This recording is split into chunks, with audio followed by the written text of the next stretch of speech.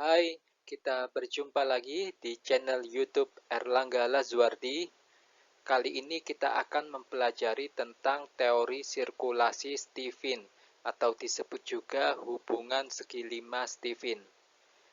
Materi ini sangat penting ya karena sering diimplementasikan dalam banyak kasus.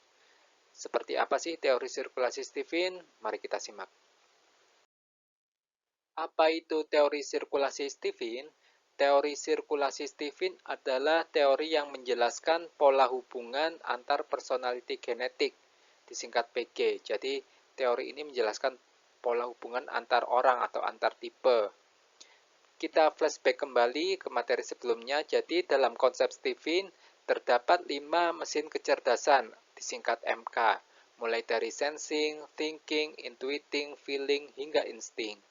Masing-masing tipe MK ini dirinci lagi berdasarkan drive kecerdasannya, yaitu introvert atau extrovert, sehingga dari 5 tipe MK ini terbagi menjadi 9 tipe personality genetik, disingkat PG, mulai dari sensing introvert dan seterusnya hingga insting.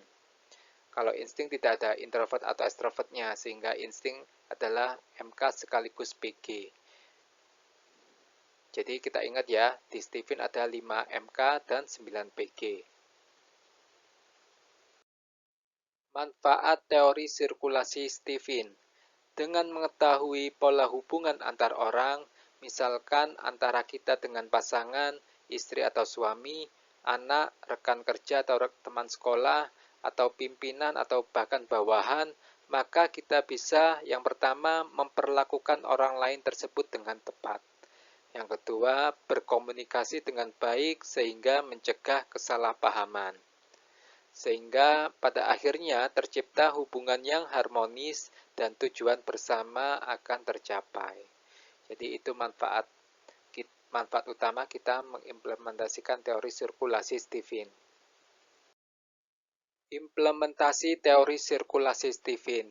Jadi maksudnya teori sirkulasi Stephen ini bisa diimplementasikan di mana saja sih atau di bidang mana aja. Jadi teori ini digunakan untuk menganalisis pola hubungan antar pihak atau antar orang pada sejumlah konsep Stephen. Nah, konsep Stephen ini sebenarnya macamnya ada banyak.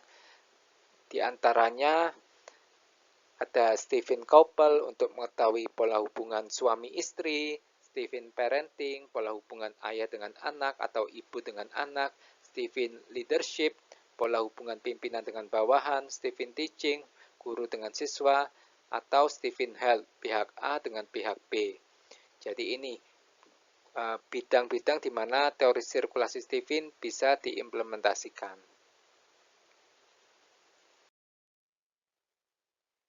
Diagram teori sirkulasi Stephen. Jadi ini dia diagram yang menunjukkan teori sirkulasi Stephen. Terdapat 5 lingkaran dengan masing-masing menunjukkan adalah tipe mesin kecerdasan atau MK. Jadi ini ada mesin kecerdasan insting, kemudian ini mesin kecerdasan intuiting, di dalamnya ada tipe PG, intuiting introvert dan intuiting extrovert, dan seterusnya. Masing-masing tipe MK ini dihubungkan dengan anak panah. Ada 2 macam anak panah, yaitu anak panah biru dan anak panah merah. Nah, biasanya diagram teori sirkulasi Stephen ini disederhanakan menjadi seperti ini. Jadi karena 2 PG ini intuiting introvert dan intuiting extrovert itu sama-sama 1 MK, yaitu MK intuiting, maka cukup ditulis MK-nya saja. MK intuiting. Begitu juga feeling, MK feeling, dan seterusnya. Jadi masing-masing MK terhubung dengan MK lainnya. Terhubung dengan 4 MK lainnya. Jadi semuanya saling terhubung ya. Menciptakan sirkulasi yang harmonis. Diagram teori sirkulasi Stephen. Jadi ini tadi diagram teori sirkulasi Stephen yang sudah disederhanakan. Ada 5 tipe mesin kecerdasan disingkat MK dan masing-masing MK terhubung dengan 4 MK lainnya. Ada 2 macam anak panah yang menghubungkan, yaitu anak panah warna biru dan anak panah warna merah yang putus-putus ini. Lalu apa sih artinya anak panah biru dan anak panah warna merah ini? Jadi anak panah biru artinya mendukung. Jadi orang tipe insting mendukung orang tipe intuiting. Namun orang tipe intuiting mendukung orang tipe feeling. Dan orang tipe feeling mendukung orang tipe sensing. Itu artinya. Lalu kemudian anak panah merah artinya menaklukkan. Orang tipe insting menaklukkan orang tipe feeling. Namun orang tipe feeling menaklukkan orang tipe thinking. Dan orang tipe thinking menaklukkan orang tipe intuiting dan seterusnya. Jadi itu ya, ada 2 anak panah. Biru artinya mendukung dan merah artinya menaklukkan.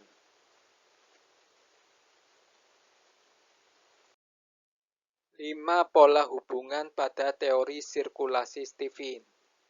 Jadi sebelumnya dijelaskan bahwa terdapat 2 macam anak panah yang menghubungkan antar mesin kecerdasan atau MK, yaitu anak panah biru yang artinya mendukung dan anak panah merah yang artinya menaklukkan.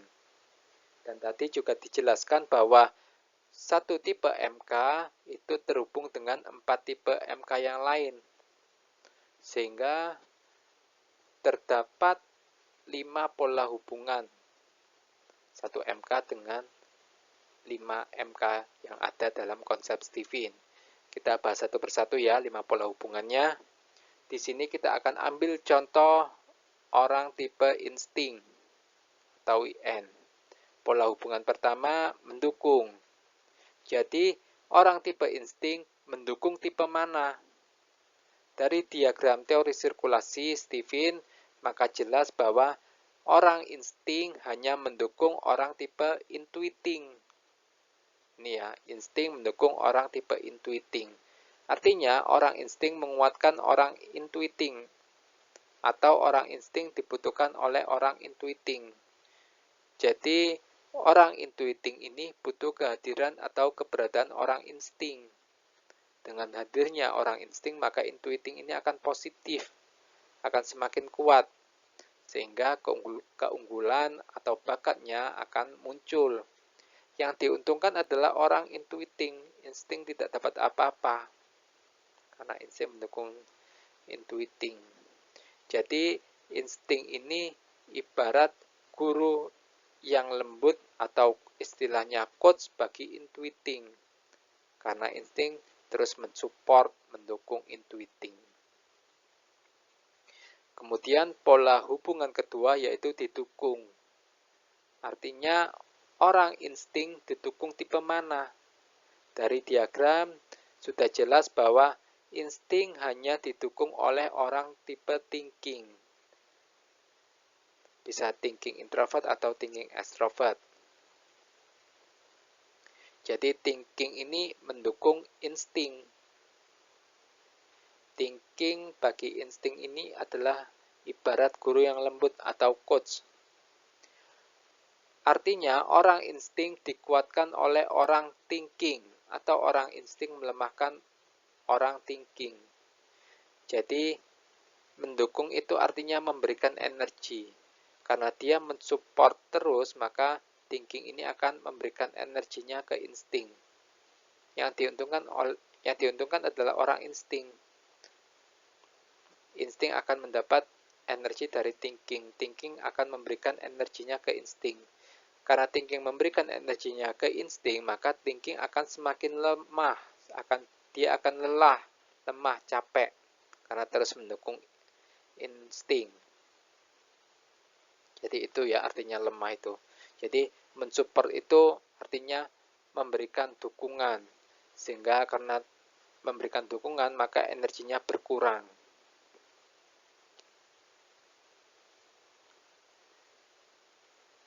Kemudian pola hubungan ketiga yaitu menaklukkan. Jadi, artinya orang insting menaklukkan tipe mana. Dari diagram teori sirkulasi Stephen, sudah jelas bahwa orang insting hanya menaklukkan tipe feeling. Orang insting menaklukkan tipe feeling. Artinya, orang insting mengalahkan orang feeling. Orang insting ini merasa dirinya lebih unggul, lebih superior daripada feeling. Dan orang insting melihat feeling ini lebih lemah, lebih banyak kekurangannya. Melihat feeling ini lebih inferior. Sehingga karena merasa dirinya superior, maka insting ini akan terus mengkoreksi feeling. Dia akan berkomentar, kamu harusnya jangan seperti ini, kamu harusnya seperti ini. Dan mengkoreksinya cenderung keras, sehingga mungkin feeling akan tidak suka atau bahkan bisa tertekan dengan sikap orang insting yang keras tadi. Meskipun demikian, tetap feeling ini butuh kehadiran orang insting, karena hanya insting yang tahu kesalahan atau kelemahannya. Dengan tahu kelemahannya, maka feeling ini bisa memperbaiki diri, bisa meminimalkan kekurangannya. Jadi, insting bagi feeling ini ibarat guru yang keras atau mentor. Tadi kalau insting bagi intuiting ini ibarat guru yang lembut, maka insting bagi feeling ini ibarat guru yang keras atau mentor. Kemudian pola hubungan keempat ditaklukkan. Artinya orang insting ditaklukkan oleh tipe mana? Dari diagram sudah jelas bahwa orang insting hanya ditaklukkan oleh orang tipe sensing. Orang insting dikalahkan oleh orang sensing. Orang sensing merasa dirinya superior, sehingga mengkoreksi insting. Jika keduanya sama-sama terlatih, maka jika keduanya ini bertanding, berkompetisi antara sensing dengan insting, maka pada dasarnya orang sensing yang akan menang melawan orang insting. Karena sensing menaklukkan tipe insting. Jadi sensing ini bagi insting ini ibarat guru yang keras atau mentor. Kemudian pola hubungan kelima yang terakhir yaitu sesama. Orang insting sesama dengan tipe mana?